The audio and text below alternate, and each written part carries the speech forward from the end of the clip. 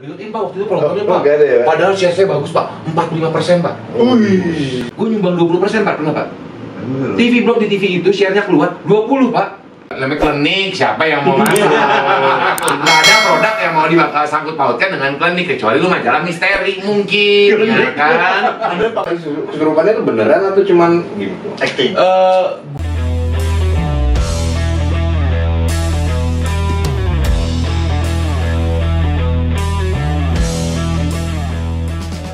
Gua selalu bilang bahwa kita tidak pernah menyuruh mereka untuk kesurupan. Oke, jadi setiap peserta yang mendaftar, apapun itu dari tim kreatif, dari tim stasiun TV, kita tidak pernah menyuruh mereka untuk kesurupan. Cuman memang harus diakui ada beberapa ketika mereka seleksi, kita tanya pengalaman mereka pernah pengalaman dengan dunia gaib, mungkin pernah kesurupan atau apa. Kenapa? Karena ya lu nggak bisa bohong sebagai bentuk tayangan televisi. Kita butuh grafik kan, gitu kan. Dan udah gitu kemudian kalau orang yang pernah kesurupan atau orang yang sudah biasa melihat, mereka akan lebih mudah berinteraksi ketika dinyali. Lu bayangin ketika orang yang tidak pernah merasakan, tidak pernah melihat dan segala apa, udah itu nggak bisa komunikatif, dia pegang lilin, cuma duduk doang. Selama 2 jam, 3 jam. Selama 2 jam, 3 jam. Ya bahkan ketika live 15 menit aja, udah ganti orang. Iya kan gitu. Tiba-tiba, aing mau. Aing penguasa di dia. Namina saha? Gua dari yang kagak bisa bahasa Sunda sampai bisa. Namina saha? Sampai bisa gua gitu kan. Cuman ya gua tidak menutup kemungkinan bahwa kadang-kadang apalagi sejak live ya, ternyata ada peserta-peserta yang agak-agak ngebekuan. Gitu loh. Dan itu bisa gua jadi bisa tahu sebenarnya, karena kan beda kan, orang lu cuma pura-pura apa ada. Nah tapi biasanya gini, tapi kan gue nggak mungkin secara live gue ngomong ini peserta bohong-bohongan, kan nggak mungkin ya. Ada kena tembak di program gue juga, kena tembak di acara TV juga. Nah biasanya gue akan meladeni dalam tanda kutip, tapi gue akan mempersingkat waktunya dia untuk tampil di TV, karena ternyata banyak orang yang ngelakuin gini, apalagi kalau lu ke daerah. Udah gitu ada yang kesurupan gitu kan, disorot sama TV tuh share-nya jadi banyak tuh. Tuh kasihan kan, Henel capek. Nah, jadi abis itu kan mereka disorot agak lama. Tiba-tiba tuh mereka dikagumi sama warga sekitar, dianggap orang sakti, dianggap orang jago, dikagumi. Jadi mereka berlomba-lomba untuk kesannya menjadi hebat. Padahal jadi mereka pura-pura. Itu yang jadi masalah buat gua nggak mau dong. Betul. Gitu. Kayak ada lagi viral tuh, siapa tuh yang bus-bus itu? Krisnya nyala. Oh iya betul. Saya nggak komen. Saya nggak komen. Saya Desi Ratnasari saja. Nggak komen. Tenda dulu. Nggak sengaja. Berat. Kurang lebih seperti itu sih Pak. Kurang lebih seperti itu gitu. Tapi sekarang dengar-dengar kayaknya lagi punya bikin program sama. Apa tuh? Di Iya. YouTube. Oh di YouTube. Gini, gua iseng aja sih, lagi iseng aja. Gua ada sebuah konten di YouTube gue gitu ya. Sebelumnya kan dulu gua punya ya bikin konten talk show segala apa, gua pernah ada gitu di YouTube gue. Udah gitu gua sekarang gua lagi pengen bikin apa, karena gua ngeliatnya gini. Gue tuh bosan dengan bahwa si setan atau jurik-jurik itu tuh dipergunakan untuk nakut-nakutin orang-orang. Orang tuh takut. Sedangkan gue pengen bikin bahwa ya udah kalau emang mereka ada, lu santai aja. Jadi gue menghadirkan sosok-sosok jurik itu, tapi mereka ngejulit gitu loh. Jadi lebih rileks gitu Pak. Kalau ketemu setan, jadinya komedi. Cuman setan bisa lu suruh kan bro. Nah tapi ya, gue bikin gak ada harga dirinya sih. Jurik-jurik itu tuh kesannya ya kalau kita selama ini kuntilanak, pocong, keseruan gitu kan. Ya gue pengen bikin bahwa ya kalaupun mereka ada, lu gak usah takut. Bestie. Iya gitu, santai aja, relax aja gitu. Sering juga gue lihat tuh di mana. Itu ngomong gampang. Tapi kalau ada sosok di depan kabur juga Pak. Ya kayak di Facebook kan sering tuh, jadi orang jalan nongol ding. Kabur. Ya kan itu orangnya jadinya ngeprank kan. Nah kalau gue kan ngeprank itu sebenarnya nggak setuju. Kalau gue pribadi nggak setuju dengan pranking-pranking. Sama, gue juga nggak setuju. Nakutin gitu. Lu nggak pernah tahu efeknya kalau tuh orang punya penyakit jantung. Betul. Lu mau tanggung jawab gak nih orang yang? Nah betul, gue setuju sama lo. Makanya gue tuh nggak pernah setuju dengan konten-konten prank. Gitu. Makanya gue sekarang ya udah nggak usah takut-takutin. Jadi orang nggak perlu takut. Nih kalau lu misalnya lu mencari sosok pocong ataupun kuntilanak gitu ya, ya lu nggak usah takut nih di konten gue lu ketawain aja kelakuannya anjay Lebih final lah pokoknya. oh ya karena emang belum tentu mereka semenakutkan itu, dan mereka juga kalau emang lu nggak rese-rese amat dan segala apa, mungkin mereka juga nggak mengganggu dalam kehidupan lu kok. Segitunya. Sebenarnya tergantung mindset kita juga ya. Kalau kita takut ya mereka pasti. Ya, kenapa? Energinya juga makin besar. Ya, kenapa orang luar nggak takut? Ya karena itu mereka punya pikiran yang masing-masing. Maksudnya gue nggak mau ganggu, gue di sini karena tanggung jawab gue, tugas gue. Iya, gitu. Misalnya kayak gini. Jadi dulu kalau di Indonesia ada bule nih sama orang kita, ini di kuburan nih. Lewat orang Indonesia dulu nih. Orang Indonesia lewat terus lihat asap gitu kan. kabur. Kalau orang bule ngeliat asap, dia pikir dia samperin mungkin ada pipa yang bocor, ada apa gitu. Dari pola pikirnya berbeda. Iya gitu. Itu jadi iya mindsetnya. Karena bukan apa, lu nggak bisa bohong, lu dari kecil udah kebiasaan. Jangan keluar rumah habis maghrib, ntar diculik lu sama setan. Iya kan? Karena setan nggak tahu apa-apa ya, tapi disebut-sebut. Nah, itu dia. Orang tuh kebiasaan banget mengkambing hitamkan setan. Sedangkan banyak orang-orang yang sebenarnya kelakuannya lebih kayak setan gitu, yang sebenarnya mesti kita disalahin gitu. Kayak itu tuh siapa? Iya. Gak sengaja lewat depan rumahmu. Tapi udah running ya? Apa? Udah running, udah berjalan gitu ya. Ya iseng aja. Gua karena gini, sebenarnya gini sih akhirnya gue pikiran dari dulu ya, kita kerja di dunia hiburan ini, kita punya banyak tuntutan. Ya dong, gue as a TV host, as a radio announcer, as an MC, kita dituntut untuk ini itu, tapi kadang-kadang kreativitas kita nggak keluar, ya kan? Yang akhirnya gue milih YouTube sebagai bentuk pengalihan kreativitas gue aja gitu, jangan sampai terkukung dengan satu titik yang akhirnya gue harus keluarkan di situ, gitu. Jadi emang senang-senang aja. Kalau lo sendiri lebih suka memilih jadi host apa selain dunia mistis? Host ya? Selain jadi host. Apa tadi? Jadi host tapi bukan selain dunia mistis. Maksudnya? Kalau lo sendiri lebih suka memilih jadi host selain dunia mistis? Oke. Gue jujur gue nggak suka sama dunia mistis. Nge-host dunia mistis itu PR. Pak, image gue sampai saat ini identik sama horor. Sampai saat ini identik sama horor. Nempel terus ya. Nempel terus, itu udah sebuah image yang kayaknya susah banget buat dihilangin. Gitu loh. Kalau nanya gue, lebih cocok gue maunya jadi host apa? Gue mau jadi sampai saat ini yang belum kesampaian. Gue mau mengembangkan diri gue yang sampai saat ini belum kesampaian. Gue pengen banget jadi host quiz. Gue tuh kangen dengan acara-acara TV ada taktik boom, tok wow, yang kata berkait, ya? Family 100. Family 100 masih sempat ada Mas Tukul waktu itu kan. Iya, habis itu Omes ya. Tapi yang kayak gitu-gitu gitu. Gue tuh pengen yang kayak gitu. Habis itu siapa? Omes. Gue tahu.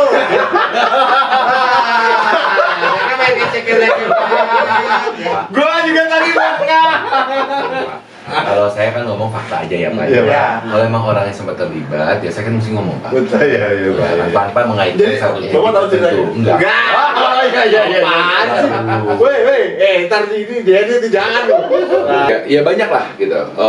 Ya kan sekarang acara kuis juga dikit ya. Iya. Gue nggak pernah lihat ya. Lo tau gak? Gue zaman dulu kan gue paling demen tuh nonton siapa? Almarhum Om Pepeng. Oh iya. Jari-jari. Itu emang terbaik dulu. Iya, itu harus terbaik menurut. Lo kebayang gak sih dalam waktu sedemikian singkat dia masuk, orang tuh aware langsung, dan bahkan ya passwordnya apa kan itu. Jari-jari. Iya, gitu. Iya. Gila, itu udah lama banget ya. Iya, itu yang buat gue tuh malah kenapa sih? Dan lo tau gue pernah ketemu Om Pepeng waktu itu. Jadi sama gue juga pernah. Iya. Om Pepeng habis sakit, yang habis dia sakit stroke itu kan yang pertama kan. Habis itu gue nanya, gue ngobrol sama dia, dan emang dia tuh orangnya edan pinter pisan gitu kali ya. Gue cuma gini, Om, habis itu ketahuan sakit gimana? Tahu gak jawabannya? Ya hal pertama yang gue pindahin adalah gue menempatkan otak gue kembali ke asalnya. Selama ini kan gue taruh di bawah kan gue gitu. Mas gue nih bahkan masih bisa membercandakan kondisi sakit dia kala itu loh gitu loh. Can you imagine that? Gue kasih, dia orang positif vibe banget sih. Betul. Gitu. Itu lagi sakit ya. Padahal lagi sakit dan dia tetap bisa bercanda gitu, dan emang kreatif aja gitu. Itu makanya gue kalau ini gue mengharapkan ya, kalau ditanya ya saat ini gue maunya jadi host acara kuis. Meskipun kalau ada tawaran infotainment, gue mau banget. Saya bisa kok ngejulitin teman-teman. Tapi kan image lo kan, image lo nih horor nih kok. Ditawarin lo buat main-main film horor belakangan ini. Untungnya sampai saat ini nggak pernah. Saya nggak pernah ditawarin main film.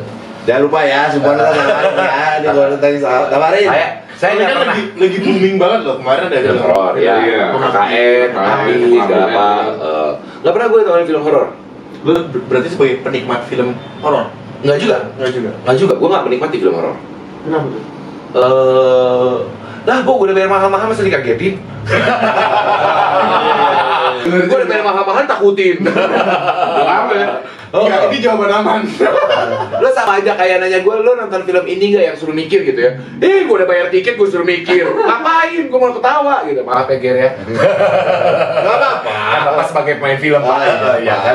Gitu. Jarang nonton saya juga, jarang nonton film saya sendiri. Pakai pas premier ya? Kalau nanti garis 2 lagi nih. Apa nih? Ya tadi di rumah garis 2 lagi. Oh enggak, udah kok. Oh, udah tutup ya? Kita itu Udah bergening kan nih? Kalau udah bergening suruh main film horor mau nggak? enggak, gua nah, jadi gini. Beda. Jadi gini ya, gua itu selalu ada satu pengakuan yang harus gua buat sebenarnya. Jadi dari dulu kalau teman-teman gua nanya segala apa gitu ya. Lu kenapa sih gak pernah main sinetron? Lu kenapa sih nih gak pernah main film segala apa? Film sebenarnya ada beberapa kali tawaran suruh casting segala apa. Gua gak pernah mau datang. Karena gue tipe yang aduh gue gak mau, karena ya jujur gue belum mendapatkan cerita film yang oke, gue mau gitu lah, sampai kayak begitu. Gue pribadi ya gue lebih basic, gue host aja. Gue selalu bilang sama gini sama teman-teman deket gue, apalagi lu kalau sampai menemukan gue bermain film atau gue bermain sinetron dan kemudian lu menyaksikan bahwa tayangan itu ceritanya bapuk, gak jelas, ya lu tanya sama gue, lu lagi BU kenapa nih?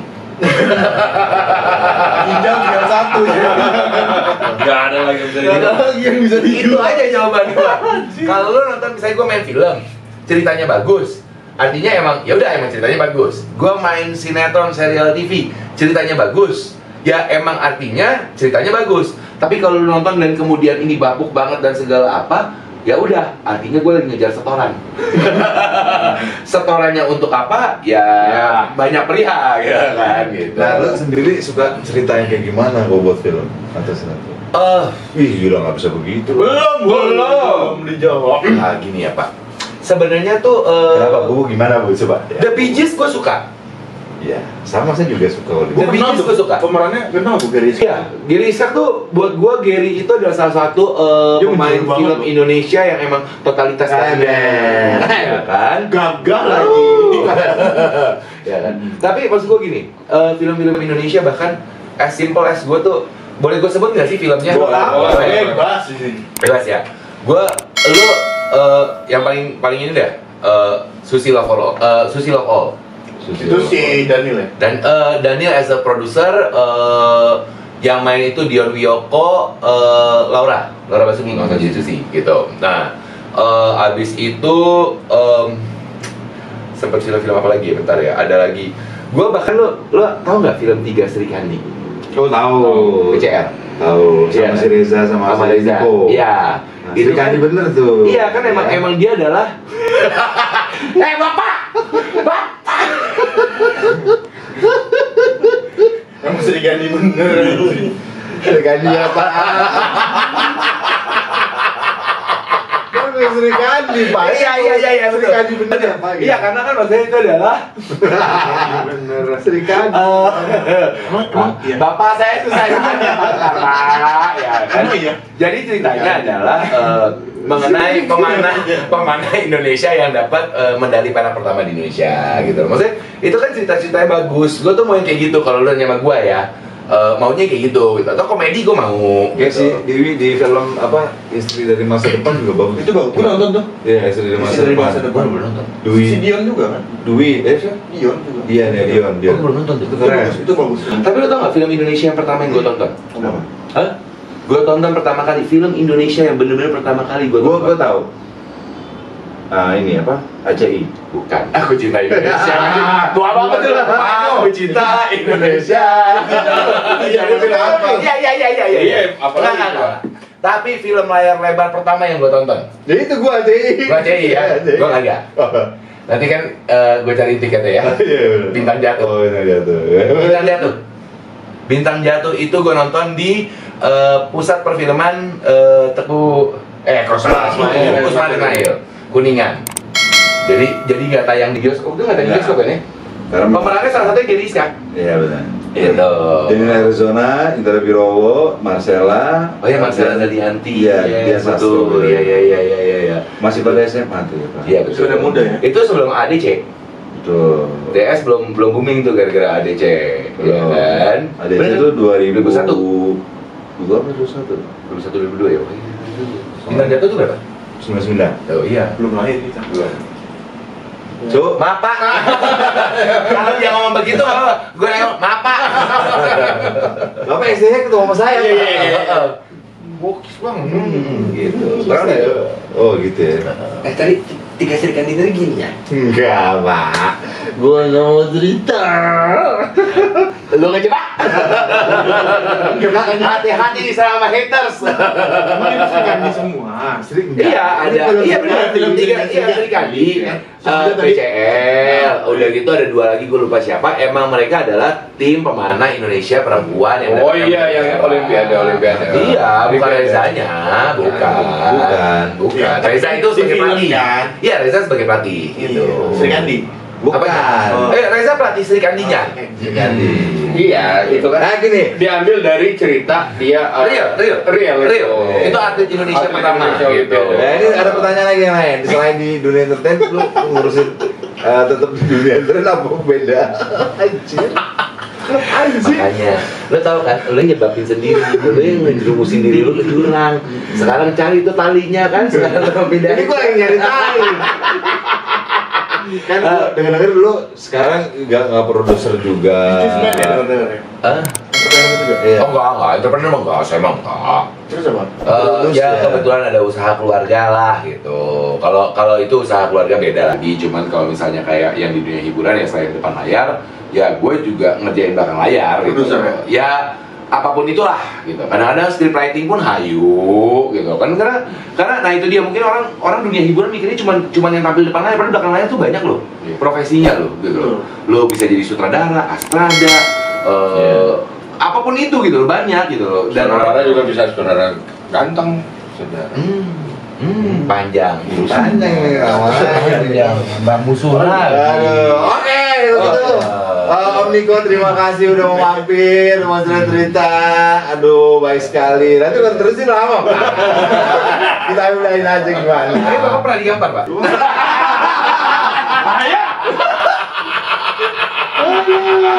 Gak ikutan, maaf. Pokoknya jangan tonton terus di Trio Minggu. Next episode Jangan lupa subscribe, like, komen, semuanya pencet bel. Jangan lupa juga subscribe, like, komen. Siap. YouTube-nya apa nama channelnya? Nico Oliver. Nico Oliver. Oke. Thank you Om Niko. Thank you. Sama-sama. Thank you semua. Bye. bye.